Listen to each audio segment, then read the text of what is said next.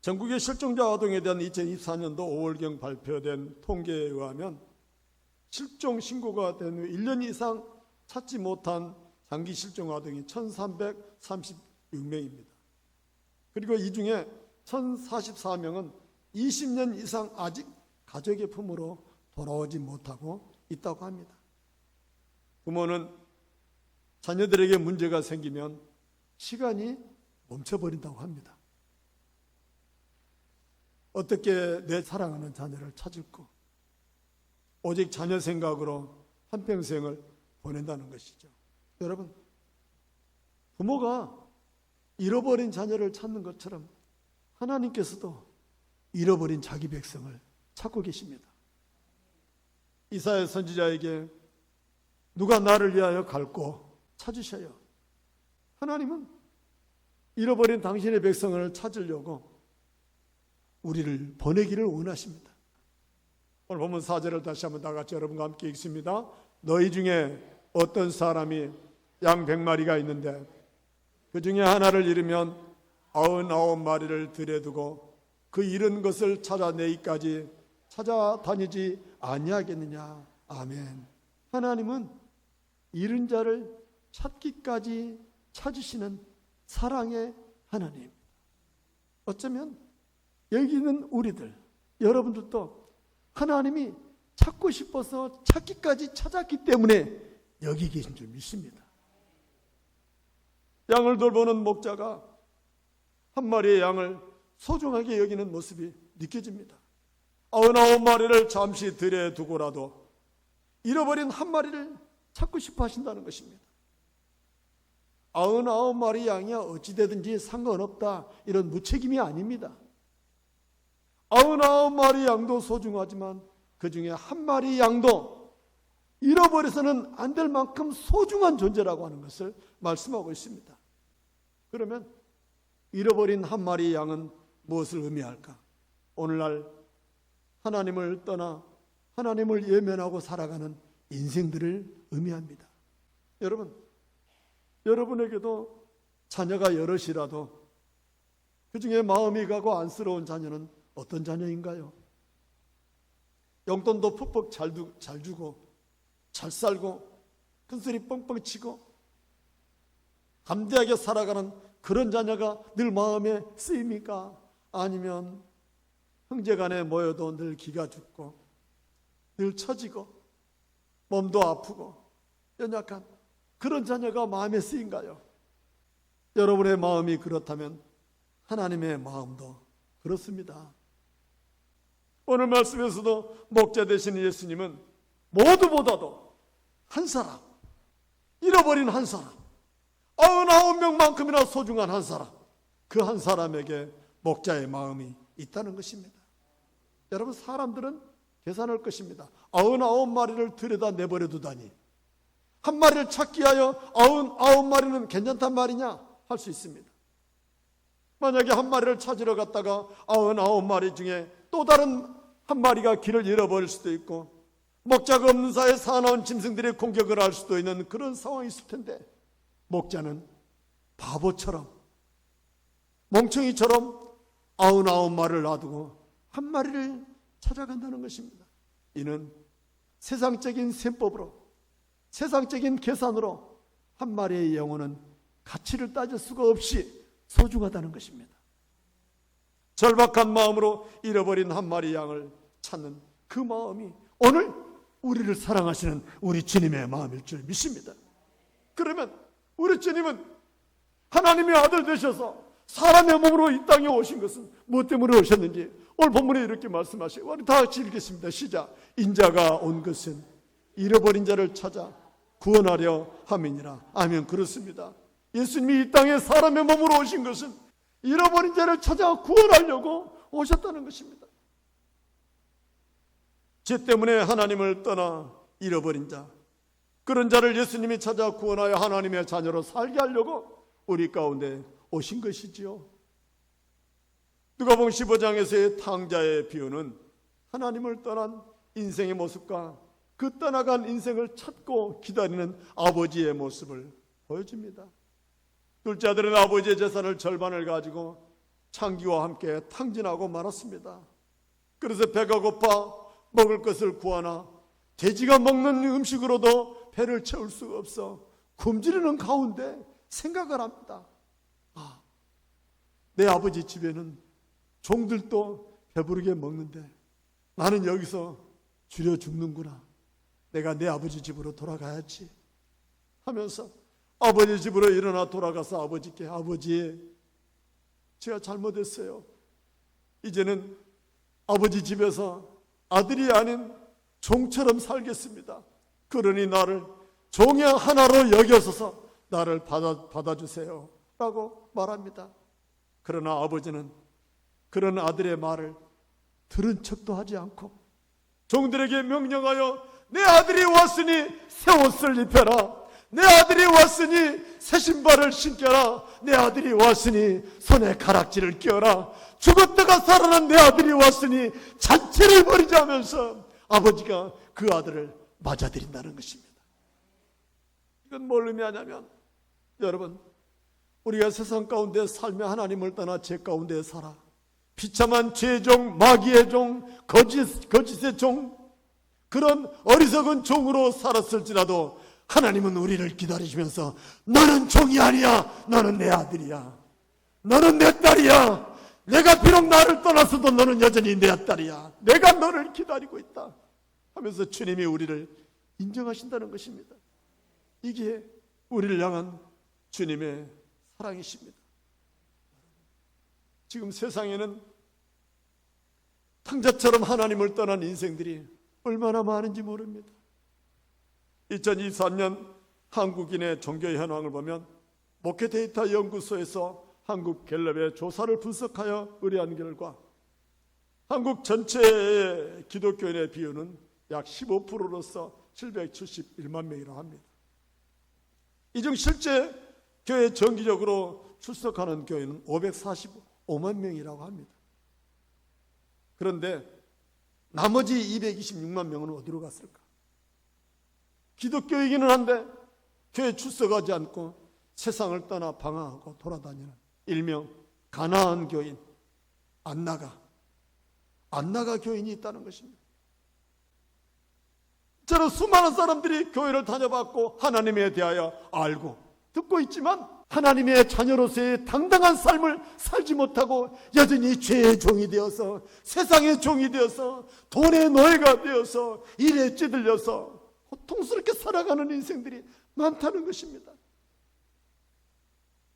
제가 신대 지역에서 전도하는 것도 하나님의 집을 떠나 나간 그런 자녀들이 돌아오기를 바라는 아버지의 마음으로 제가 복음을 전하고 있습니다. 제가 나아가서 길거리에서 사람들에게 전도를 전하면서 여러분, 하나님이 사랑하십니다. 여러분, 하나님이 여러분을 사랑하십니다. 하나님이 여러분을 사랑하십니다. 여러분, 하나님이 기다리고 계세요. 나 같은 종을 이 길거리에 내보내서 여러분을 찾고 계세요 하면서 제가 외칩니다. 저는 그런 외침을 나가고 전도할 때마다 하나님이 꼭 나에게 이렇게 말씀하신 것 같아요. 김 목사야, 너라도 가야지 않겠니?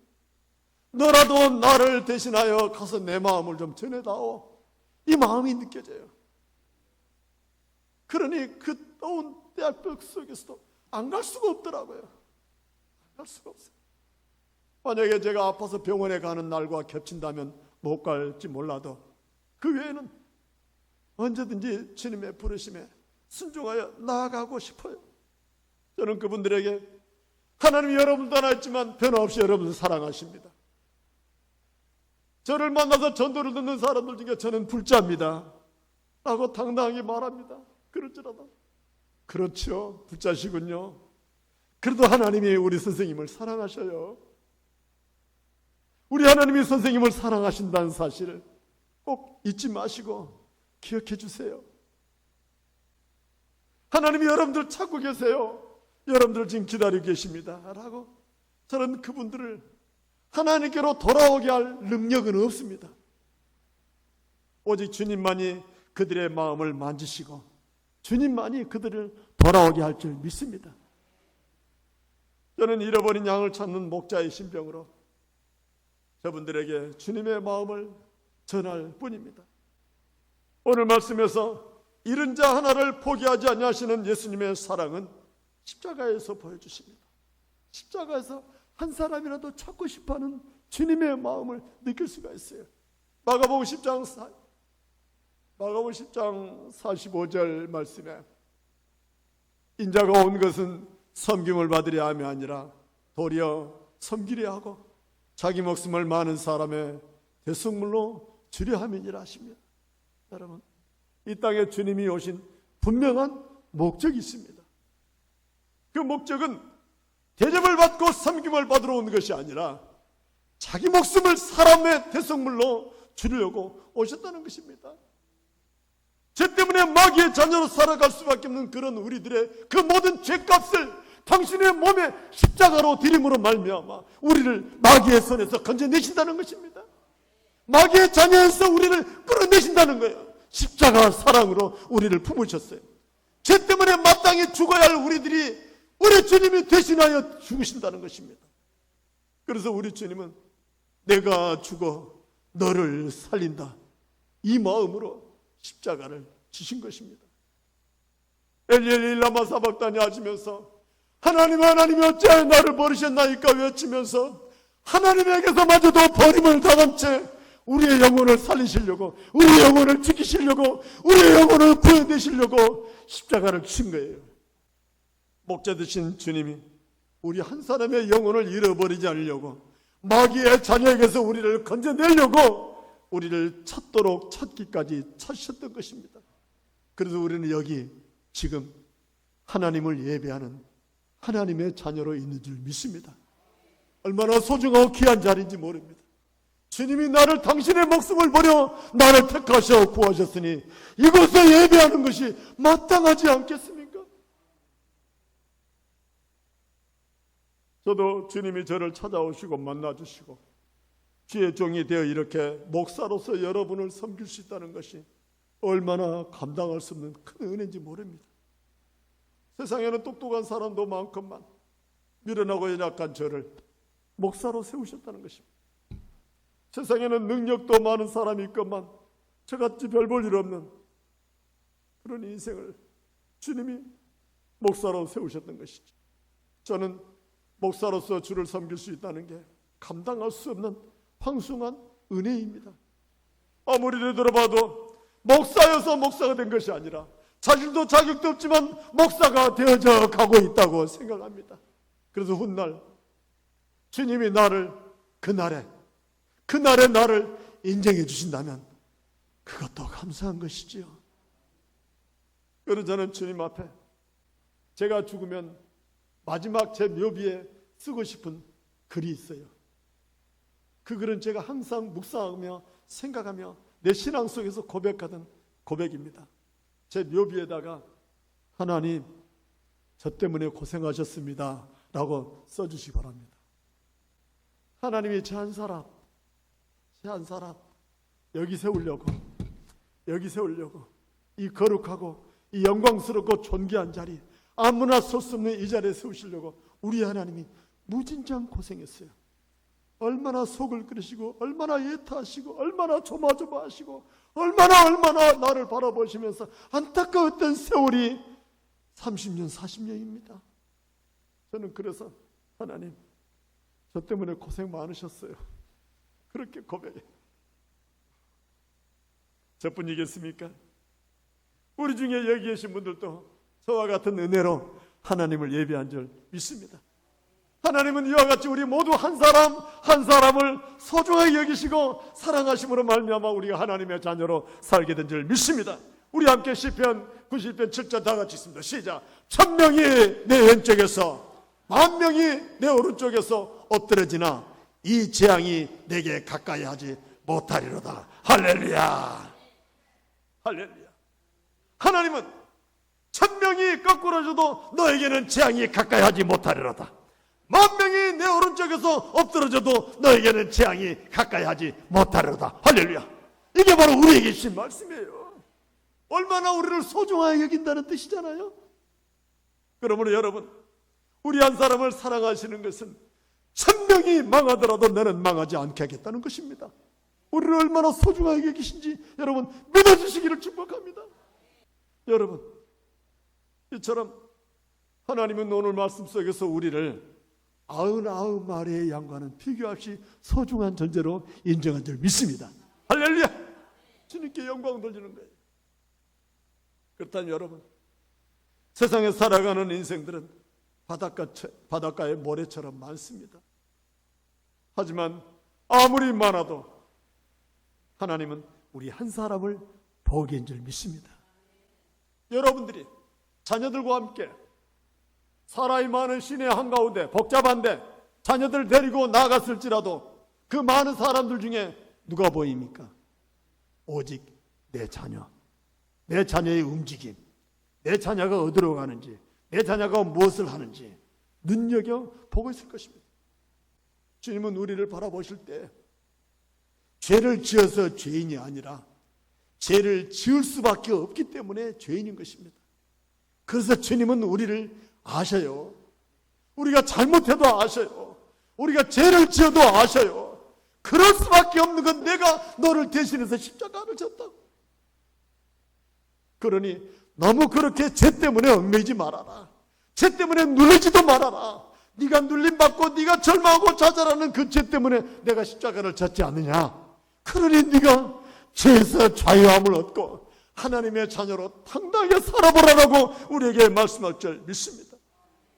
우리를 찾아오신 주님이 우리를 당신의 자녀로 삼으셨으니 이것이야말로 은혜 중에 은혜 아니겠습니까? 그러므로 여러분, 우리가 주께로부터 구원받고 천국 백성 되었으니만큼 나 같은 것을 구원하시고 나 같은 것을 살아가신 그 은혜 감사해서 주님의 은혜 내가 무엇으로 보답할고 고백하면서 살아보는 저와 여러분 될 수 있기를 원합니다. 우리 함께 오늘 본문 7절을 다시 읽습니다. 내가 너희에게 이르노니 이와 같이 죄인 한 사람이 회개하면 하늘에서는 회개할 것이 없는 의인 99으로 말미암아 기뻐하는 것보다도 더하리라. 아멘. 할렐루야. 죄인 한 사람을 찾아 주님께로 가면 주님은 99명을 구원받는 것보다 기뻐하겠다 하십니다. 천국의 기쁨, 천국에서의 만남의 기쁨, 그 기쁨은 잠깐의 기쁨이 아닙니다. 영원한 기쁨입니다. 영생의 기쁨입니다. 그 기쁨을 우리에게 주시려고 우리를 찾고 만날 때까지 기다리시고 기대하시고 우리를 마침내 만났을 때 그 기쁨과 감격은 이 세상에서 누릴 수 없는 그 감격과 기쁨으로 우리를 맞이할 줄 믿습니다. 이 땅에서 헤어지더라도 우리는 영원한 천국에서 영원한 기쁨을 누리며 만나게 될 줄 믿습니다. 성경의 부자와 거지 나사로 이야기가 생각났습니다. 부자는 뜨거운 불덩이 같은 지옥에서 고통 가운데 부르짖습니다. 아브라함이여, 아브라함이여, 저 세상에 내 형제 다섯이 있는데 그들에게 나사로를 보내 내 형제들만이라도 이곳에 오지 않게 해달라고 간절히 부자가 부르짖습니다. 그곳의 고통이 얼마나 컸으면 나는 그래 그냥 이왕 지옥에 왔으니까 그럴지라도 저 세상에 있는 내 형제들만이라도 이곳에 오지 말아야지. 아무리 부탁해도 아무리 간절해도 그곳에서는 소원이 이루어지지가 않는 곳이었습니다. 여러분, 지옥에 가서는 아무런 소원도 들어줄 수가 없습니다. 오직 이 땅에서만, 살아있는 이 땅에서만 소원이 이루어질 수가 있습니다. 잃어버린 가족, 잃어버린 영혼, 하나님의 나라에 가면 우리가 하나님의 나라에 가서 저 멀리 지옥을 보고 있을 텐데 어떻게 보겠습니까? 저 멀리 지옥에서 그 뜨거운 불구덩이에서 절망하고 있는 우리의 가족과 이웃과 형제들이 있을 텐데 천국에서 어떻게 그 모습을 보겠습니까? 여러분, 거기서 울부짖는 내 가족의 목소리를 지금 들으십시오. 거기서 고통스러워하는 영혼들의 고통을 지금 느끼셔야 됩니다. 그래야 내 아버지의 마음을 가지고 내 하나님의 마음을 가지고 그들에게 당신도 하나님의 자녀이니 당신도 예수 믿어야 하지 않겠느냐고 간절히 찾지 않겠습니까? 여러분, 우리는 이 불편한 진실을 가지고 있습니다. 펄펄 끓는 지옥 불과 마가 속에서 목이 타 손가락 끝에 물 한 방울 떨어뜨려 목을 치고 싶은 고통스럽게 살아가는 가족이 그곳에 있다면 우리는 천국에 있어도 너무 고통스러울 것입니다. 여러분, 그곳에 만날 기쁨을 가지고 한 사람이라도 전도하며 찾아볼 수 있기를 축복합니다. 성경에 우리 주님이 이렇게 말씀하십니다. 지혜 있는 자는 궁창의 빛과 같이 빛날 것이요 많은 사람을 옳은 대로 돌아오게 하는 자는 별과 같이 영원토록 빛나리라 하십니다. 여러분, 주님께로 가는 길은 가장 옳은 길이에요. 그 옳은 대로 돌아오도록 이끄는 자는 별과 같이 영원토록 빛나리라고 약속하십니다. 바로 전도하는 자에게 하나님의 나라에서 별처럼 빛나는 영광을 주겠다는 것입니다. 우리 한 사람이라도 찾아서 전도하면서 잃어버린 영혼을 기다리시는 주님께 올려드리는 저와 여러분 될 수 있기를 주 여러분을 축복합니다.